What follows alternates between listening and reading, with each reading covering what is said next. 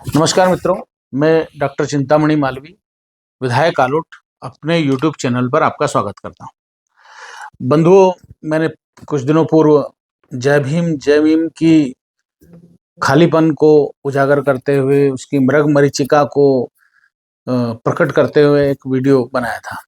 तो कुछ लोगों का कहना था कि भाई आप अनिल मिश्रा जी पर क्यों नहीं बोले, जिन्होंने बाबा साहब के प्रति बहुत असम्मानजनक शब्दों का प्रयोग कर रहे हैं। और तो फिर मुझे लगा पहले तो कि कोई जातिवादी व्यक्ति होंगे, ईर्ष्यावश या प्रतिक्रिया में कोई वक्तव्य दे रहे होंगे। विषय बाबा साहब की प्रतिमा लगाने को लेकर के था उस न्यायालय परिसर में। और अनिल मिश्रा जी चूंकि वकील साहब हैं, तो उन्होंने कहा कि संविधान डॉक्टर बाबा साहब अम्बेडकर ने नहीं बनाया और BN राव ने बनाया। फिर उन्होंने कहा कि डॉक्टर अम्बेडकर ने देश की स्वतंत्रता में कोई योगदान नहीं दिया, वो गंदे आदमी थे। और उससे भी बड़ा आपत्तिजनक यह था कि उन्होंने स्वर्ण समाज से और बाकी सनातनियों से आग्रह किया कि वो इकट्ठा हों और भीमवाद का विरोध करें, और जो प्रतिमा लगाने आए उनका कानून हाथ में ना लें, लेकिन ईंट का जवाब पत्थर से दें, और इस तरह की बातें उन्होंने कही।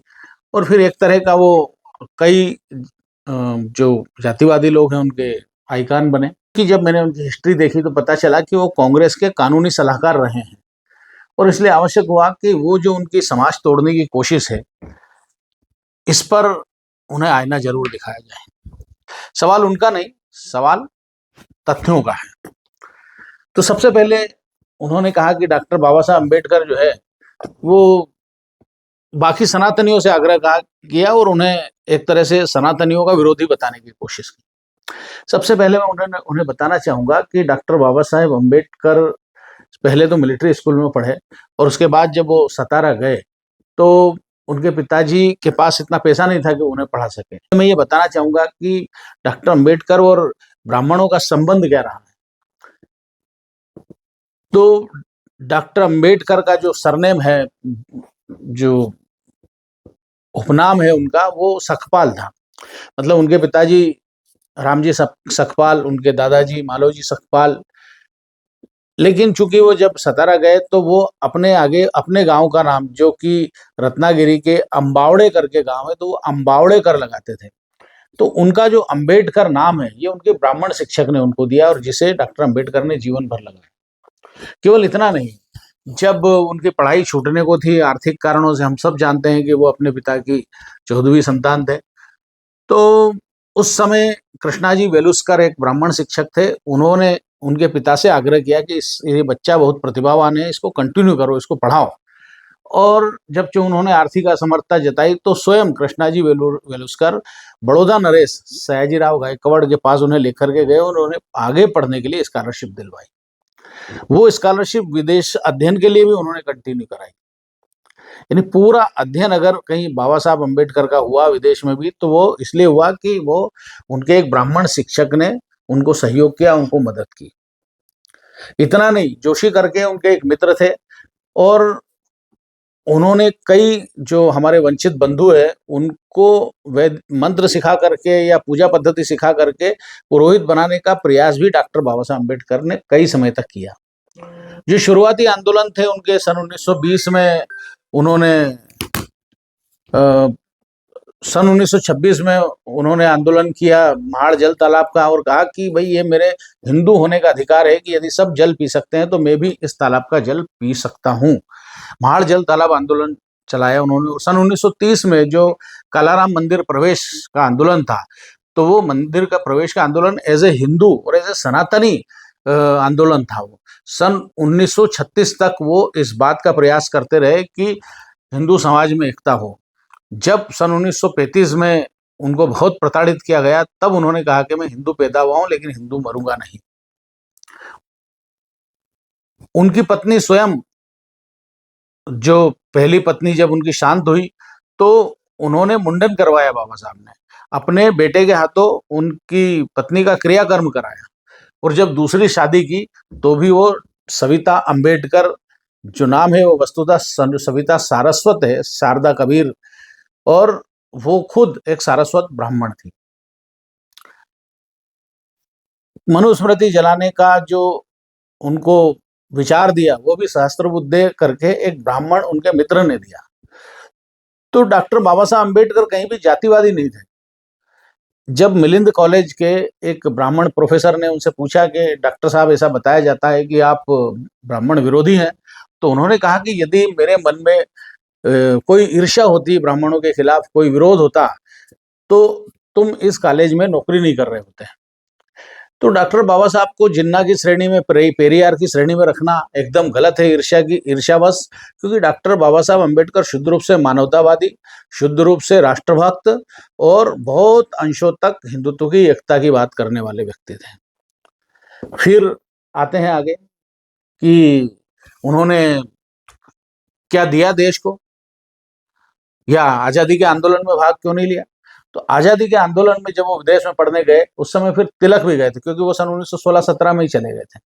तो जब उनसे पूछा, जब तिलक ने उनसे कहा कि डॉक्टर अंबेडकर आप आजादी के आंदोलन में भाग लीजिए और यहाँ जो इंडिया हाउस है उसमें संपर्क रखिए, तब उन्होंने कहा कि आजादी के लिए तो बहुत लोग लड़ने वाले हैं, लेकिन जो मेरा समाज हजारों साल से गुलामी झेल रहा है, इस गुलामी से आजादी दिलाने वाला कोई नहीं, तो मेरी पहली प्राथमिकता उस गुलाम समाज को, उस अनुसूचित जाति जनजाति के लोगों को मुक्त कराने का काम मेरा पहला है। देश की आजादी के लिए तो बहुत लोग हैं, लेकिन उनके अवदान को कम करके आंकना, मुझे लगता है कि ये अज्ञान का प्रकटीकरण है। क्योंकि सबसे पहला जो बड़ा उनका अवदान है देश को, वो ये है कि उन्होंने सन 1935 में घोषणा की थी कि मैं हिंदू नहीं रहूंगा, लेकिन सन 1956 तक उन्होंने इस बात की प्रतीक्षा की कि समाज में सुधार आए। और जब धर्म भी ग्रहण किया, तो ना वो ईसाई बने, ना वो मुसलमान बने। यद्यपि उनको बहुत लालच दिया गया, उनको जान से मारने की धमकी दी गई, उन्होंने इस धरा का धर्म, बौद्ध धर्म अपनाया, ताकि इस देश को कोई डेमोग्राफिक नुकसान ना हो।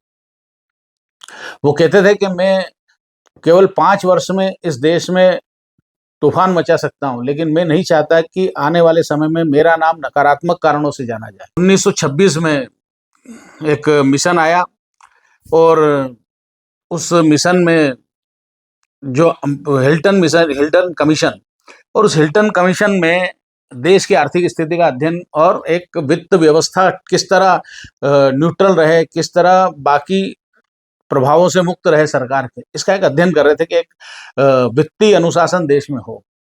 तो डॉक्टर बाबा साहब अम्बेडकर ने अपने एक शोध ग्रंथ लिखा था, जिसका टाइटल था द प्रॉब्लम ऑफ रूपी, it's problem and solutions.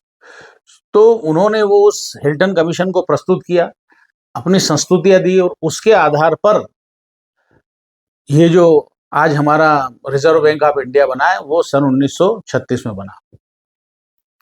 Hindu होने की परिभाषा ये डॉक्टर बाबा साहब अम्बेडकर ने दी। आज जो हिंदू कहलाते हैं वो डॉक्टर बाबा साहब ने संविधान में परिभाषा दी। उन्होंने कहा कि जैन, बौद्ध, सिख ये सब हिंदू हैं, और ये बताएं, यदि उनको लगता है कि हम हिंदू नहीं है तो वो सिद्ध करें कि वो कैसे हिंदू नहीं। तो आज हिंदू होने की परिभाषा भी डॉक्टर बाबा साहब अम्बेडकर ने दी है। कॉलम्बिया यूनिवर्सिटी में अध्ययन करते हुए उन्होंने नेशनल डिविडेंड ऑफ इंडिया नाम से एक शोध पत्र प्रकाशित किया था। एक पूरा शोध था, उनका प्रोजेक्ट था, और उस शोध प्रोजेक्ट की संस्तुतियों के आधार पर जो फाइनेंस कमीशन बना है, संस्तुतियों पर, डॉक्टर बाबा साहेब अम्बेडकर नदियों को जोड़ने की बात करते थे। डॉक्टर बाबा साहेब अम्बेडकर ने ही, जब उस वायसराय की काउंसिल में श्रम मंत्री थे, तब काम के घंटे तय करवाए कि 8 घंटे काम होगा। उन्होंने स्त्री पुरुष का समान वेतन तय करवाया, उन्होंने मेटर्निटी लीव तय करवाई, उन्होंने जो वहां पर कैंटीन हो कारखानों में, ये उन्होंने तय करवाया।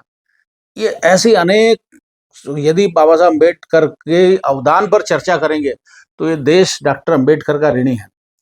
फिर हम बात करें कि उन्होंने संविधान नहीं बनाया, ये ऐसे इन्होंने कहा कि BN राव ने बनाया। मैं बताना चाहूंगा कि BN राव जो है, वो उनका पूरा नाम बेनेगल नरसिंह राव था। वो ICS थे। ICS होने का मतलब है, जो अब IAS होता है, तो पहले इंडियन सिविल सर्विसेज, जब अंग्रेजों के जमाने में होती थी वो इंडियन सिविल सर्विसेज, अब होता है इंडियन एडमिनिस्ट्रेटिव सर्विसेज। तो पहले जब वो जो BN राव थे, वो वस्तुतः IAS थे, और उन्हें सलाहकार बनाया था संविधान सभा का। क्यों? क्योंकि एक वो उन्होंने संवैधानिक उनका अध्ययन था, वो लॉ में ग्रेजुएट थे और उन्होंने ब्रिटेन, अमेरिका, कनाडा आदि अनेक देशों का संविधान पढ़ करके जो संस्तुतियां वो संविधान की प्रारूप समिति को देना थी, ये उनका काम था। तो वस्तुतः उनका काम बाबू का था। तो क्या ये इस तरह के लोग केवल बाबू को संविधान बनाने का श्रेय देंगे? सरकार आईएएस चलाते हैं या जो चुनी हुई सरकारें चलाती है या चुने हुए लोगों ने संविधान बनाया? ये जो 5 खंड है, ये संविधान सभा की डिबेट है और इस डिबेट में कहीं भी बीएन राव नहीं है, डॉक्टर अंबेडकर है। दूसरा,